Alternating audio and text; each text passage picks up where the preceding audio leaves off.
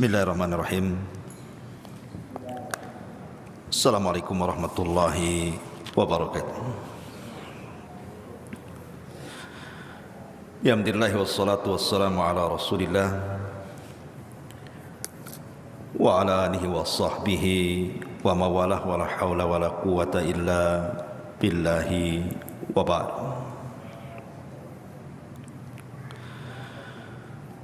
Alhamdulillah, segala puja dan puji hanya milik Allah subhanahu wa ta'ala. Salat dan juga salam kita hadiahkan kepada Rasul kita Nabi besar Muhammad sallallahu alaihi wa ala alihi wasallam. Pembahasan di malam hari ini kita akan membahas tentang kondisi Palestina.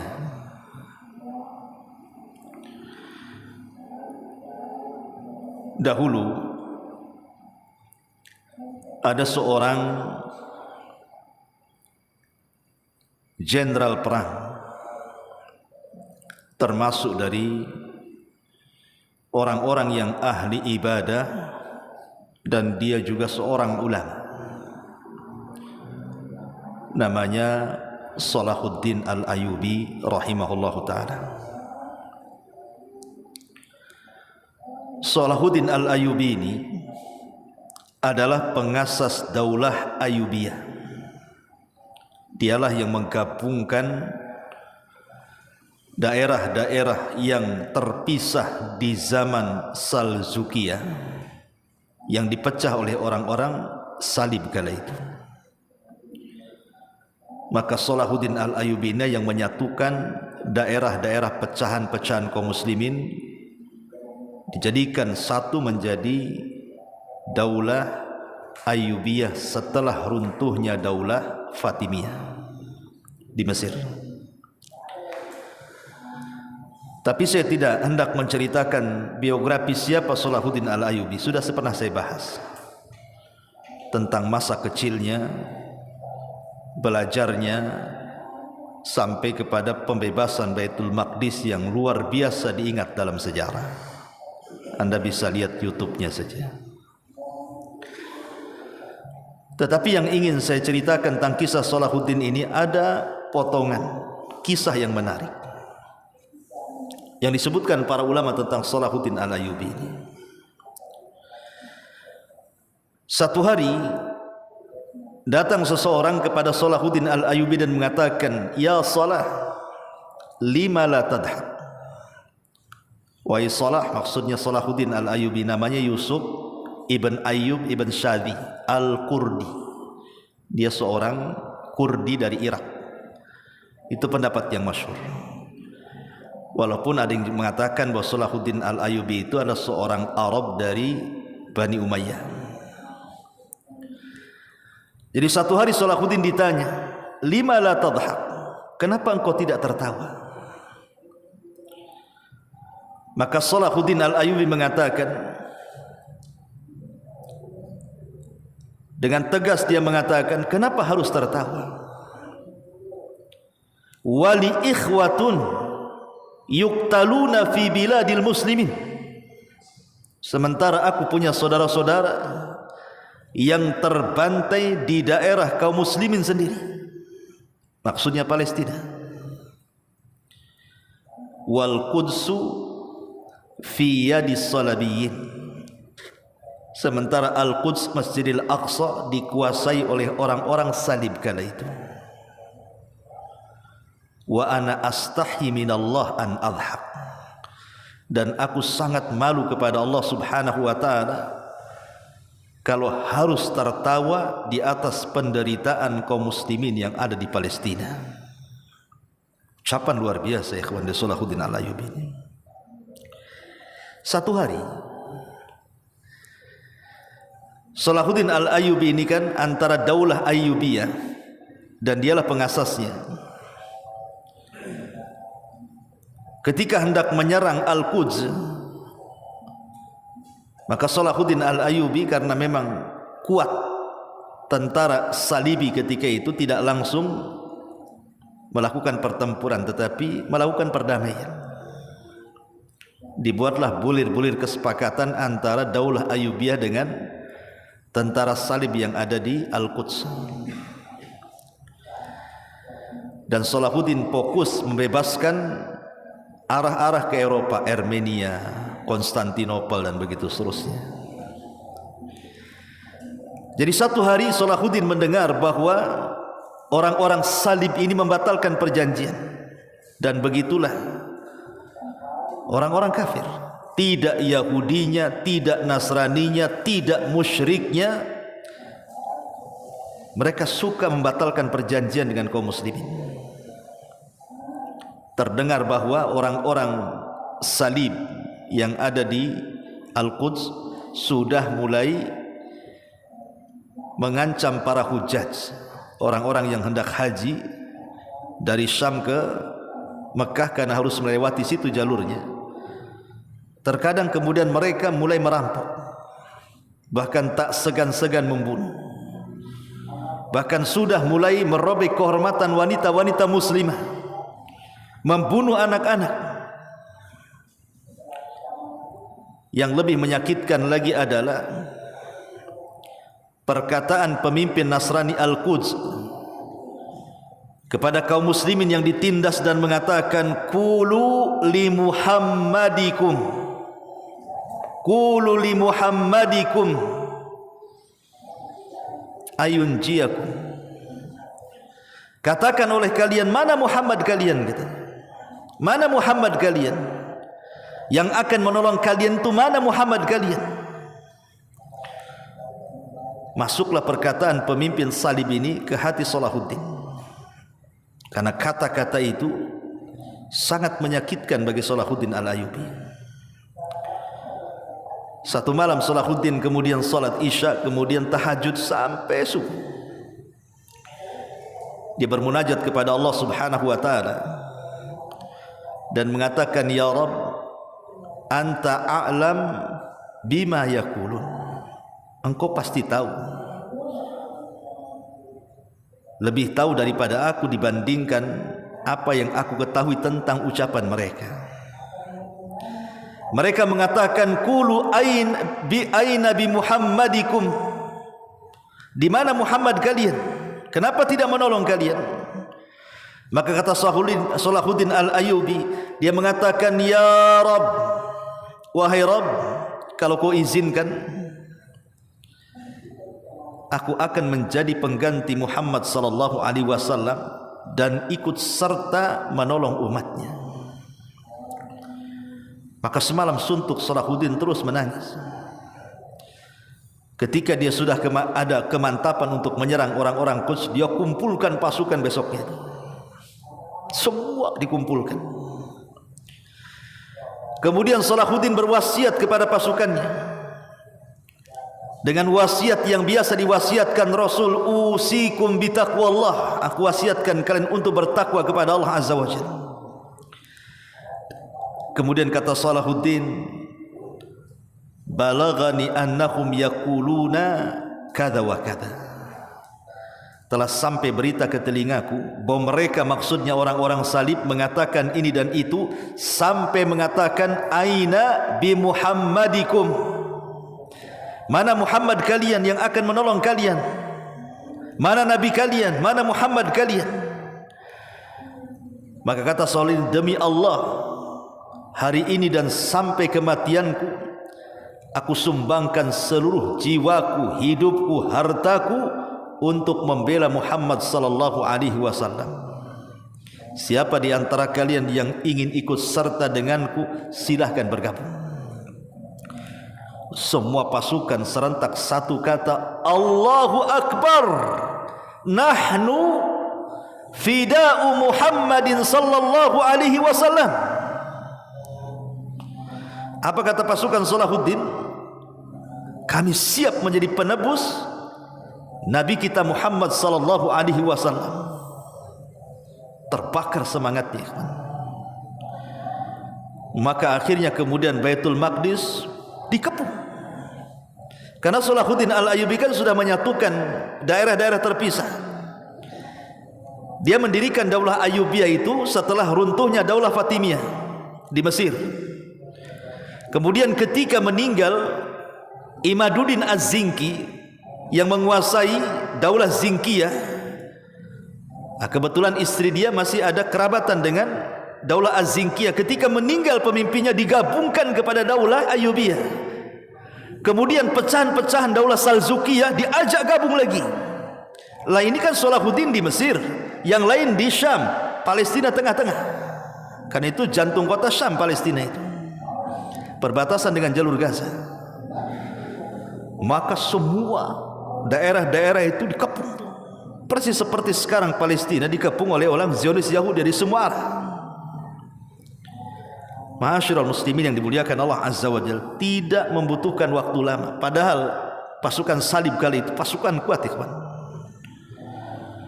Karena dapat sokongan dari Bizantia yang ada di Eropa dan Vatikan kala itu. Kuat sekali, susah dikalahkan. Makanya berhasil meruntuhkan Daulah Salzukiyah kan, sehingga memecah daerah-daerah kaum muslimin kemana-mana. Kayak Soviet pecah lah. Akhirnya jadi macam-macam, jadi Rusia, jadi macam-macam gitu kan. Dan itu tujuan orang kafir memecah kaum muslimin. Maka dengan takdir Allah Subhanahu wa taala, Salahuddin Al-Ayyubi bisa merobohkan Baitul Maqdis dan kembali ke tangan kaum muslimin. Dan pemimpinnya ditawan, dimasukkan ke dalam tenda. Kemudian Salahuddin mengatakan, kamu yang berbicara aina bi Muhammadikum ayunjiakum, engkau yang mengatakan di mana Muhammad, mana Muhammad kalian yang akan menolong kalian, engkau yang mengatakan seperti itu. Dia mengatakan qala na'am, iya aku yang mengatakannya. Langsung dia mengambil pedang, kemudian disabet sehingga kepalanya pisah dari badannya. Ini satu gambaran ikhwatu fiddin, bagaimana seorang Salahuddin Al-Ayyubi mengajarkan kepada kita agar kita tidak bisa membiarkan saudara-saudara seiman terjajah hartanya, jiwanya, tanahnya, kemerdekaannya. Itu yang membangkitkan Salahuddin sehingga meruntuhkan salib yang ada di Baitul Maqdis, bahkan lebih daripada hanya sekedar merebut Baitul Maqdis Salahuddin ini. Karena setelah Baitul Maqdis jatuh, apa yang terjadi? Pasukan bergerak ke Eropa. Terjadilah perang salib.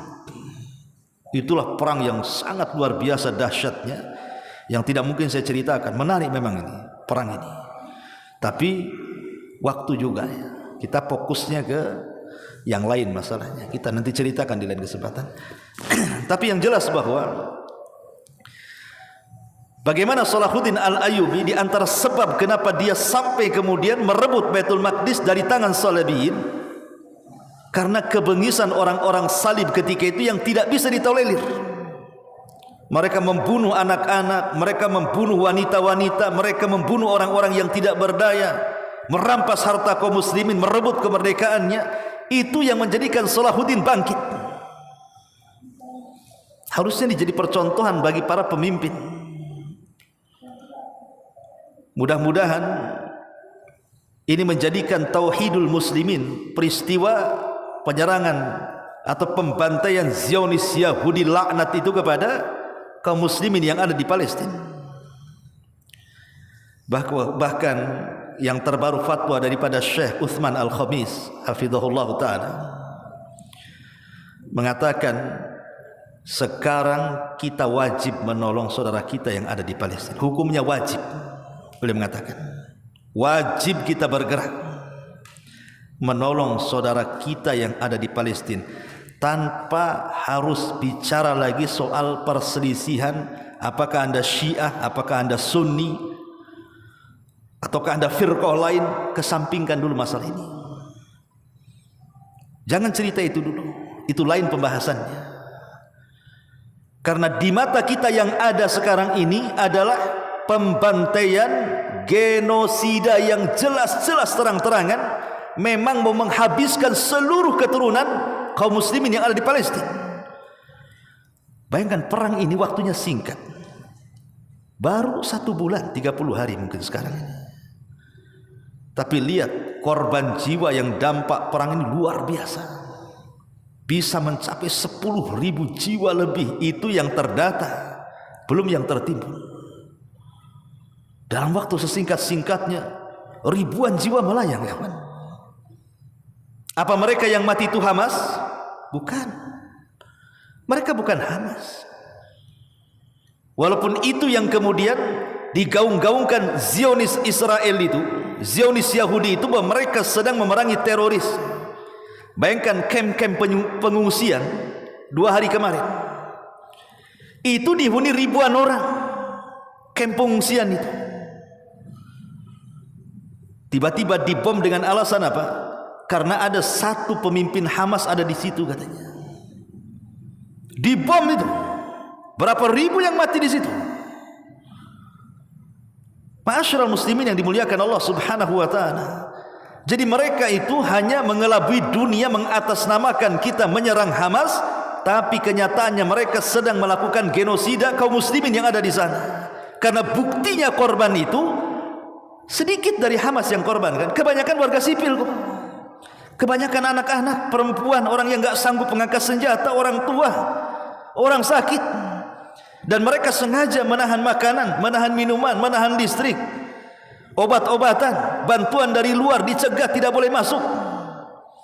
Sehingga dilematis akhirnya. Tidak mati kena bom, mati kelaparan, atau mati karena tidak ada obat yang bisa mengobati luka mereka. Ini yang terjadi yang saat ini, ikhwatul fiddin. Makanya para ulama sudah mulai berfatwa tentang wajibnya membantu saudara-saudara kita yang ada di Palestina sana. Tentu maksudnya di sini adalah, kalau yang dimaksud membantu mereka dengan fisik, tentu ada aturan-aturannya. Karena jihad itu kan ada kaedahnya. Harus ada hubung kait dengan pemerintah. Kalau pemerintah membuat pendaftaran, siapa yang ingin membela Palestina kami kirim. Tapi anda enggak yakin nanti mau berangkat. Ma'asyiral muslimin yang dimuliakan Allah Azza wa Jalla. Ikhwan, di zaman Nabi, Nabi SAW pernah diboikot selama 3 tahun di kabilah Bani Hashim oleh 18 kabilah musyrik. Pemboikotan ini selama 3 tahun menyengsarakan kaum muslimin. Bagaimana tidak? Abdurrahman bin Auf menceritakan sampai mereka harus memakan kulit-kulit bangkai, disamak kemudian dimakan.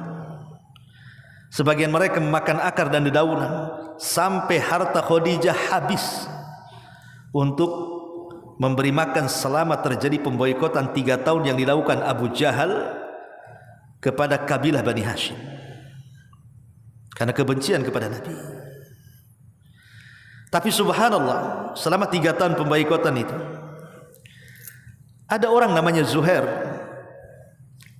ibn siapa itu? Umayyah. Zuhair ibn Umayyah. Di atas kesyirikan dia, walaupun dia tidak muslim, dia masih musyrik, masih kafir. Tapi dia tidak tega melihat kabilah Bani Hashim diboikot sampai kelaparan, sampai menjerit anak-anak mereka sudah mulai kelaparan dan sebagian mereka ada yang mati karena kelaparan. Bangkitlah Zuhair ini Ibn Umayyah, dan dia juga salah satu pembesar Quraisy. Dia marah-marah kepada para pembesar Quraisy, terutama kepada Abu Jahal, dan mengatakan, hentikan pemboikotan ini, robek perjanjian itu. Di mana hati-hati kalian? Aina qulubukum? Di mana hati-hati kalian? Mereka saudara-saudara kita walaupun bukan seagama. Jadi Zuhair ini mengingatkan kepada para pemimpin Quraisy tentang soal kemanusiaan. Mereka manusia juga. Bayangkan, terkadang ada hati-hati kaum muslimin tidak lebih mulia daripada hatinya Zuhair orang musyrik. Dia masih ada kepedulian. Apakah hati orang musyrik sekelas Zuhair lebih mulia dibandingkan hati seorang muslim? Sehingga masih juga hari ini kita tidak bergerak sama sekali. Bahkan anehnya ada sebagian di antara kita itu yang masih menari di atas penderitaan saudara kita yang ada di Palestina. Ma'asyiral muslimin yang dimuliakan Allah Azza wa Jalla, sudah saya jelaskan kepada antum tentang kisah seorang wanita yang ditawan oleh orang-orang salib di masa kerajaan Mu'tasim. Jadi ada satu kerajaan yang dikuasai orang-orang salib, namanya Amuriyah. Amuriyah ini berkali-kali diserang kaum muslimin, tetapi memang karena kuat tidak pernah jebol bentengnya. Tapi Allah takdirkan satu peristiwa yang menarik. Jadi ada seorang wanita tertawan, jadikan budak, kemudian dilecehkan kehormatannya dalam penjara. Kemudian dia berteriak-teriak, "Wa Mu'tasimat, wa Mu'tasimat, wahai Khalifah Mu'tasim, wahai Khalifah Mu'tasim, tolong aku," katanya. Amuriyah di mana? Baghdad di mana? Di zaman itu belum ada handphone. Kalau di zaman sekarang kita minta tolong pakai handphone saja kan, kita WA saja Khalifah Mu'tasim.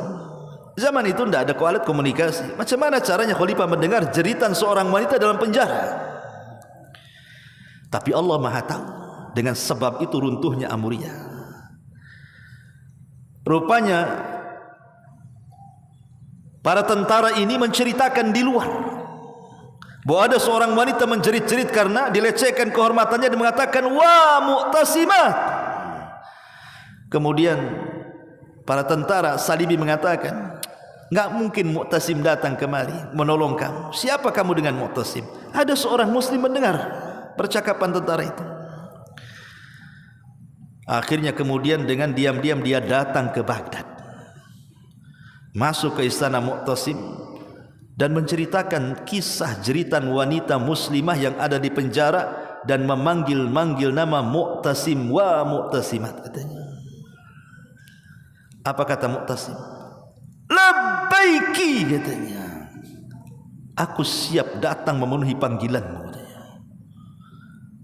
Maka Khalifah Mu'tasim ini akhirnya membebaskan Imam Ahmad. Imam Ahmad kan di penjara tuh. Yang memenjarakan juga Mu'tasim juga, dan sebelumnya Khalifah Ma'mun dikeluarkan karena untuk menyatukan kaum muslimin. Makanya kenapa Imam Ahmad memaafkan kesalahan Mu'tasim ketika Mu'tasim berhasil mencaplok daerah Amuriyah. Sudah dianggap kesalahannya itu jasanya ketika mencaplok Amuriyah masih lebih besar dibandingkan dia menyiksa aku, seolah seperti itu. Maka dikeluarkan Imam dari penjara karena mau menyerang Amuriyah. Wah, satu Baghdad dikumpulkan ikhwan, tentara-tentara di serbunya Amuriyah tuh. Sampai kalau orang Arab bilang itu ambakrati abi, sampai ke akar-akarnya. Ya. Akhirnya dicari oleh Mu'tasim itu wanita yang meminta pertolongan dia, sampai ke dalam penjara dan mengatakan, "Aku datang untukmu," katanya. Kalau satu wanita dilecehkan, kaum muslimin Baghdad bergerak kemudian sampai menghancurkan Amuriyah. Berapa banyak wanita Palestina yang dilecehkan Zionis Yahudi itu, berpuluh-puluh tahun. Karena mereka menjajah Palestina itu hampir 1 abad, 70 tahun lebih. Cuman dulu nggak ada media kan. Tapi banyak persaksian sebelum ada media. Memang Zionis Yahudi itu mereka kejam sekejam-kejamnya ikhwan. Baru kekejaman mereka itu agak direm itu setelah ada media saja. Sebab kalau seandainya terekam kemudian viral, masalah kan begitu. Tapi sebelum ada media, lebih ganas lagi mereka. Mereka tidak ada sama sekali rahmat dalam dada orang-orang Zionis itu hilang. Di hadapan mereka anak-anak kecil bergelimpangan, mana ada rahmat bagi mereka. Ma'asyiral muslimin yang dimuliakan Allah Azza wa Jalla. Satu kisah ketika Nabi SAW di tahun, ada yang mengatakan 6 Hijriah, ada yang mengatakan 7 Hijriah, Rasul ingin mengadakan umroh perdana yang disebut dengan umroh Hudaybiyah, walaupun tak jadi. Karena ketika sampai di perbatasan hudud haram, orang-orang musyrik Arab melarang. Kalau berani saja melangkah ke hududul haram, perang katanya. Karena kedatangan Rasul bukan perang, hanya ingin umroh. Maka Rasul berusaha untuk bernegosiasi. Diutusnya Utsman bin Affan. Tapi malah dihabarkan pula Utsman dibunuh. Maka terjadilah pembaiatan yang disebut bai'atur Ridwan. Baiat di bawah pohon demi darah Utsman bin Affan. Rasul tahu Utsman tidak dibunuh, tapi Rasul ingin memberikan ikhtibar, ujian tentang kesetiaan para sahabat kepada dia. Maka dibuatlah pembaiatan. Sampai akhirnya perundingan demi perundingan dan berakhir dengan perjanjian Hudaybiyah. Walaupun bulir-bulirnya secara umum itu merugikan kaum muslimin, tapi Nabi SAW itu memiliki firasat yang sangat jauh ke depan. Lah salah satu bulir kesepakatan apa? Untuk tidak saling mengganggu, tidak saling menyerang satu dengan yang lainnya, termasuk juga tidak boleh mengganggu sekutu-sekutu masing-masing. Lah kebetulan ada dua kabilah, satu Bani Zail ibn Bakar atau disebut dengan Bani Bakar, itu bersekutu dengan di masa jahiliyah selalu bertengkar dengan Bani Khuza'ah, bertengkar Bani Bakar dengan Khuza'ah ini. Jadi akhirnya kemudian mereka saling bersekutu masing-masing, satu ke Muslim, ke Nabi SAW, satu pula bersekutu dengan orang Quraisy ini. Tiba-tiba Bani Bakar berkhianat, ikhwan. Berkhianat, menyerbu yang dulu lawan musuhnya, malam-malam dibakar perkampungannya, dibunuh orang-orangnya. Maka pemimpin mereka namanya Amr ibn Salim langsung lari menuju Nabi SAW, mengumandangkan syair panjang, syairnya intinya minta ditolong. Maka Nabi SAW mendengar ada pengkhianatan perjanjian, langsung berdiri mengatakan, nusirta ya Salim, nusirta ya Amr, nusirta ya Amr, katanya. Oh, kau akan ditolong, kau akan ditolong, katanya. Tenang saja. Akhirnya kemudian Nabi SAW menyiapkan pasukan yang belum pernah disiapkan sebanyak itu. Semua kabilah-kabilah dituntut untuk terlibat, ikut dalam mengepung Mekah yang disebut dengan Fathu Mekah, idza ja'akum nasrullah wal fath. Akhirnya kemudian Rasul membawa pasukan besar, tidak ada perlawanan. Mekah jatuh ke tangan kaum muslimin. Pertanyaannya, ikhwan, berapa kali Yahudi mengkhianati perjanjian? Perjanjian bagi Yahudi siapalah perjanjian. PBB itu nggak dipandang sama Yahudi itu. Dia hanya mandang Amerika saja. Kata Amerika A, B, B kan itu ya. Kalau Amerika menentang PBB, ikut juga dia menentang. Yang namanya resolusi PBB sejak dulu mana ada didengar, apalagi kemudian negara-negara kecil. Ma'asyiral muslimin, jadi kasihan jadi saudara-saudara kita di Palestina itu, mau tekanan dunia pun tidak ada ngaruhnya, tetap aja hari-hari ada pemboman. Ya per hari ini saja berapa bom itu yang dijatuhkan ke fasilitas-fasilitas umum, karena sasarannya begini, kawan. Sasaran orang-orang Yahudi itu sudah menggila, mereka tidak perlu dengan apapun. Mau tempat ibadah, mau tempat sekolah, mau tempat rumah sakit, mau kantor-kantor, mau penghunian, mau hunian tempat pengungsian, semua kena sasar.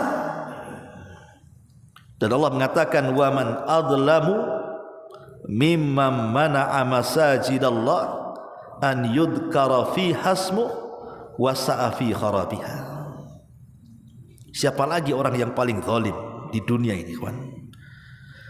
Wa man azlam, siapa lagi yang paling zalim, kata Allah, mimman mana'a masajidallah an yudhkara fiha ismuh wa sa'a fi kharabiha. Siapa lagi yang lebih zalim dibandingkan orang-orang yang mencegah orang-orang untuk memakmurkan masjid-masjid Allah, disebut namanya di situ, dan berusaha untuk merobohkan masjid itu. Tidak ada yang lebih zalim dibandingkan orang yang merobohkan masjid-masjid Allah. Kawan, Umar bin Khattab radhiyallahu anhu ketika membebaskan Baitul Maqdis, dia melarang kaum muslimin untuk merusak fasilitas-fasilitas agama-agama di luar daripada Islam selama mereka tunduk. Di zaman Salahuddin juga sama. Baitul Maqdis pernah jatuh ke tangan kaum muslimin, tapi Salahuddin Al-Ayyubi meminta kepada pasukan untuk tidak membantai anak-anak, tidak membantai perempuan, tidak membantai orang-orang yang tidak bersalah, apalagi tidak sanggup mengangkat senjata. Ya, karena itu pesan Rasul ketika perang Mut'ah, la tuqatilu al-aulada wan nisa, kata Rasul. Jangan kalian membunuh anak-anak dan perempuan. Wala taqtulul walida walan nisa walal marda walal jarha, kata Rasul. Jangan kalian bunuh anak-anak, perempuan, orang sakit, orang terluka. Jangan kalian bunuh, kata Rasul. Itulah muamalah Nabi SAW. Sementara aturan perang orang-orang kafir, mana ada seperti itu.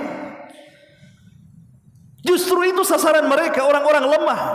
Yahudi itu pengecut, ikhwan. Kalau mereka pemberani, berhadap-hadapanlah secara batal, syaja'ah, keberaniannya, sama-sama tentara. Kalau harus melawan anak-anak, ikhwatu fiddin, tidak perlu pakai bom. Anak-anak itu tidak perlu dilawan pakai bom. Tinggal kita dekati, kita tempeleng dengan tangan saja, dia bisa mati. Kenapa mesti pakai bom? Kalau bukan menunjukkan kepengecutannya itu. Ya, dari dulu memang pengecut mereka. Mereka hanya ingin membantai kaum muslimin. Itu titik pokoknya. Karena mereka merasa nahnu abna'ullah wa ahibbah, katanya. Kami ini anak-anak Allah, kami ini orang-orang pilihan Allah. Makanya karena merasa mereka orang-orang pilihan Allah, anak-anak Allah, di mata mereka selain Yahudi itu rendah remeh. Karena kita bukan orang pilihan Allah. Makanya Allah mengatakan, kul falima tu'adzibukumullah. Kalau kalian memang orang-orang pilihan Allah, kenapa Allah azab kalian? Kenapa buyut-buyut kalian Allah mengatakan kunu qiradatan khasiin, jadilah kalian kera-kera yang dihinakan, sebagiannya jadi babi? Kenapa dikirim halilintar ketika mereka mengatakan lan nu'mina laka hatta narallaha jahra fa akhadathhumus sa'iqatu wa antum tanzurun? Halilintar datang membunuh kalian semua di hadapan Nabi Musa. Kenapa kemudian turun taun kepada mereka? Turun taun, ribuan Bani Israel meninggal dunia, termasuk orang-orang Yahudi di situ. Alam tara ilal ladzina kharaju min diyarihim wa hum ulufun hadaral maut. Mereka terkena taun, azab dari Allah Subhanahu wa taala. Kenapa? Kalau memang kalian anak-anak pilihan Allah, kenapa Allah azab kalian? Harusnya Allah tidak turunkan azab, begitu maksudnya. Karena tidak mungkin manusia kesayangan Allah diazab oleh Allah sendiri. Ketika Allah mengazab kalian, maknanya kalian bukan orang pilihan Allah. Tapi itulah mereka. Coba antum kalau membaca bazar-bazar itu di YouTube tuh, karena itu di bawah itu bazar-bazar. Biasanya orang-orang Nasrani. Ya wajar aja Yahudi itu anak-anak pilihan Allah. Dia tidak paham Yahudi bukan orang-orang pilihan Allah. Yahudi adalah sahibul qiradata wal khanazir. Mereka orang umat yang terlaknat, maghdub. Ya, makanya kita selalu membaca ghairil maghdub. Bukan jalan orang-orang yang dimurkai, yang dilaknat oleh Allah. Dan kita selalu mengucapkan amin dalam salat. Makanya Yahudi sangat hasad dengan 3 kalimat.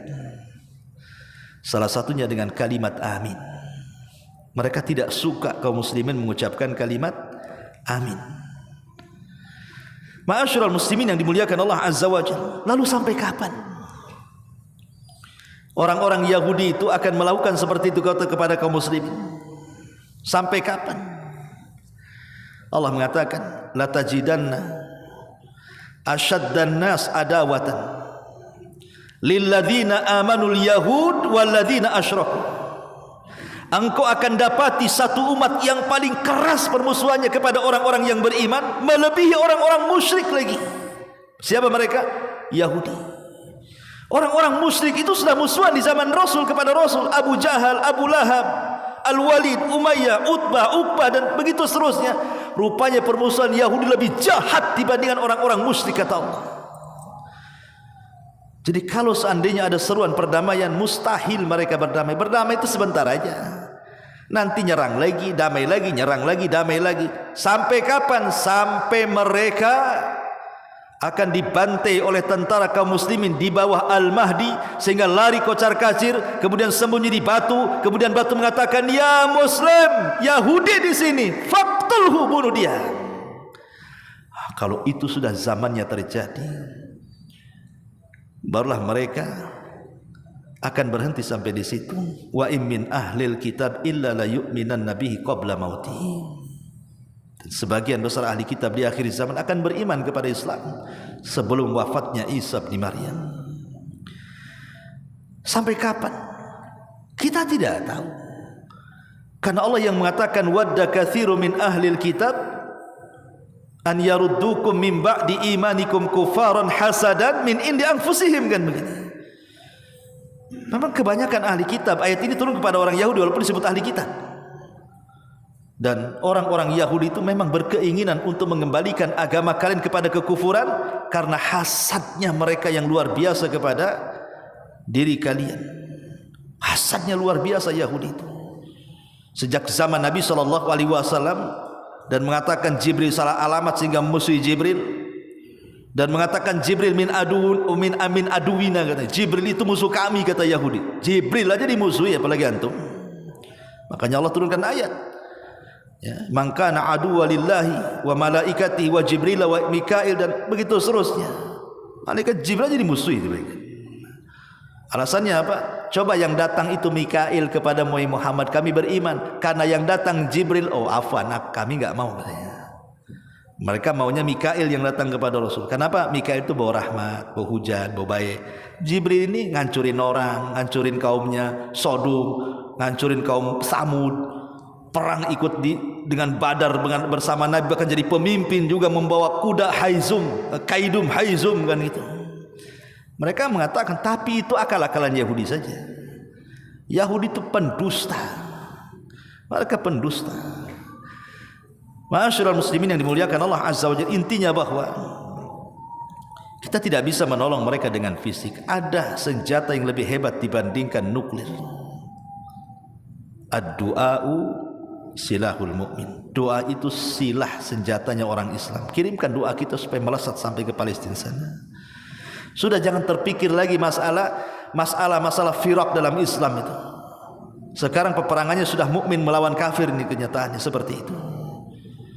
Maka kita harus bersatu memerangi orang Yahudi. Itu yang kemudian disarankan ataupun yang difatwakan banyak para ulama sekarang. Tolong saudara kita dan menolong itu wajib hukumnya. Tidak dengan dana, dengan doa. Tidak dengan doa, maka dengan menyampaikan berita-berita yang benar tentang saudara kita.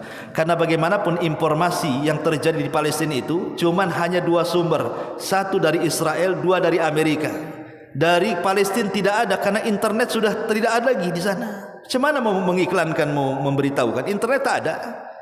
Konon katanya Starlink atau apa gitu ya. Itu pun tergantung baterai. Sehingga sekarang informasi ini sudah jomplang masalahnya. Yang menginformasikan ya kalau enggak Israel, Amerika. Karena internet memang sengaja diputus. Sehingga untuk informasi dari pihak kita kaum muslimin, kita tidak tahu apa yang terjadi di sana. Sehingga kita harus pandai-pandai menyampaikan berita, mendengar berita. Jangan sampai kemudian kita tersilap pula kemudian menyampaikan berita hoax atau mengeser berita hoax. Karena sekarang mulai lagi nih, ada orang mengatakan dengan kasus ini, Imam Mahdi sudah ada di tengah-tengah orang Palestina, katanya. Sampai ngomong begitu. Ustadz pula yang ngomong begini. Sekarang nih, Imam Mahdi sudah ada di tengah-tengah kaum muslimin di Palestina. Palestina pasti menang. Dari mana cerita Imam Mahdi itu? Di Medan pula ada orang ngaku Imam Mahdi juga. Ya. Ma'asyiral muslimin, Imam Mahdi itu ada ceritanya sendiri. Bahkan ketika di baiat pun ada gempa di baiat antara Mekah dan gempanya pun tak ada. Imam Mahdi tetap muncul pula di Palestina. Gimana ceritanya? Gak nyambung. Belum lagi yang mengatakan nih kalau Israel kalah, Palestina merdeka, kiamat. Dari dulu Umar bin Khattab menguasai Palestina juga tak kiamat. Salahuddin menguasai Palestina tak kiamat. Itu dah biasa. Wa tilkal ayyam nudawiluha bainan nas. Namanya hari diputar, kadang kalah kadang menang. Itu wajar itu. Jangankan kita, zaman Rasul aja perang Uhud Rasul kalah, perang Badar Rasul menang. Tapi jangan dizazamkan, jangan dipastikan bahwa ini kalau kalah nih, kalau hancur di Israel, wow, kiamat besar ini. Kiamat sudah dekat, kata Nabi dengan diutusnya Rasul, sudah dekat. Ana wasa'ah kahataini, kata Rasul. Tapi sampai hari ini mana ada kiamat?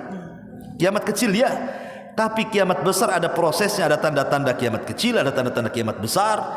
Jangan lupa, dan itu adalah rahasia Allah Subhanahu wa ta'ala. Kemudian berusaha mengecoh kaum muslimin, tak perlu dibantu, itu kan aliansi Syiah, Hizbullah. Iya betul, kita tidak mengingkari sesatnya Syiah dan begitu seterusnya. Tapi sekarang kondisinya bukan itu. Kalau kita membahas kemudian soal perpecahan kaum muslimin tentang pemahaman-pemahaman, lupa dengan kaum muslimin yang sedang dibantai, ini jadi masalah. Maka wajib bagi kita menolong saudara-saudara kita. Sudah kesampingkan dulu masalah-masalah firaq itu. Fokuskan sekarang, bantu saudara kita. Semoga Allah Subhanahu wa ta'ala menolong mereka dan menghancurkan Zionis Yahudi laknat itu.